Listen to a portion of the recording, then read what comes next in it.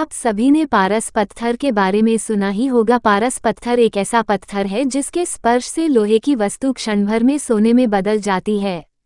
पारस पत्थर का जिक्र पौराणिक ग्रंथों और लोक कथाओं में भी मिलता है।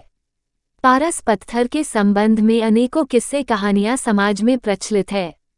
कई लोग यह दावा भी करते हैं कि उन्होंने पारस पत्थर को देखा है। पारस पत्थर की प्रसिद्धि और लोगों में इसके होने को लेकर इतना विश्वास है कि भारत में कई ऐसे स्थान हैं जो पारस के नाम से जाने जाते हैं। कुछ लोगों के आज भी पारस नाम होते हैं। कुछ लोगों मानना है कि टिटहरी पक्षी के अंडे बहुत कठोर होते हैं, बाकी पक्षियों की तरह उससे बच्चे बाहर नहीं निकलते। अपने बच्चों को बाहर निकालने के लिए टिटहरी पक्षी पारस पत्थर की खोज करती है और अपने अंडों को इसी पारस पत्थर से फोड़कर अपने बच्चों को बाहर लाती है।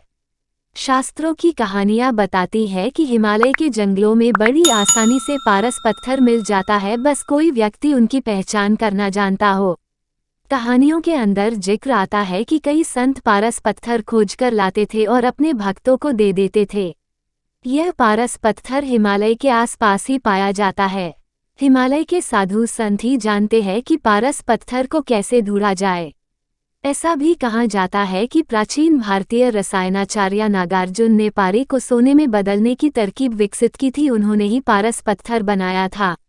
हालांकि झारखंड के गिरिडीह इलाके के पारसनाथ जंगल में आज भी लोग पारस मणि की खोज करते रहते हैं। रायसेन किले में मौजूद है पारस पत्थर।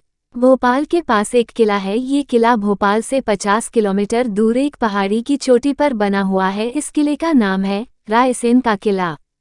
कहते हैं कि इस किले के अंदर पारस पत्थर मौजूद है। उस पारस पत्थर को राजा से लेने के लिए यहाँ पर कई युद्ध हुए। ऐसा ही एक युद्ध राजा रायसेन ने लड़ा।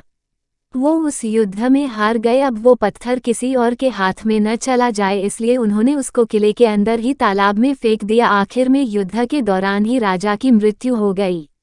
मरने से पहले उन्होंने पारस पत्थर के बारे में किसी को नहीं बताया। उनकी मृत्यु के बाद ये किला वीरान हो गया।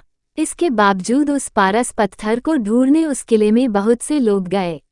ऐसा भी कहा जाता है कि जो भी किले में पत्थर को ढूंढने जाता है उसका मानसिक संतुलन बिगड़ जाता है। इसके पीछे का कारण बताया गया क्योंकि उस पत्थर की रखवाली जिन करते हैं, यही वजह है कि उसको ढूंढने के लिए जाने वाला हर इंसान मानसिक संतुलन खो देता है।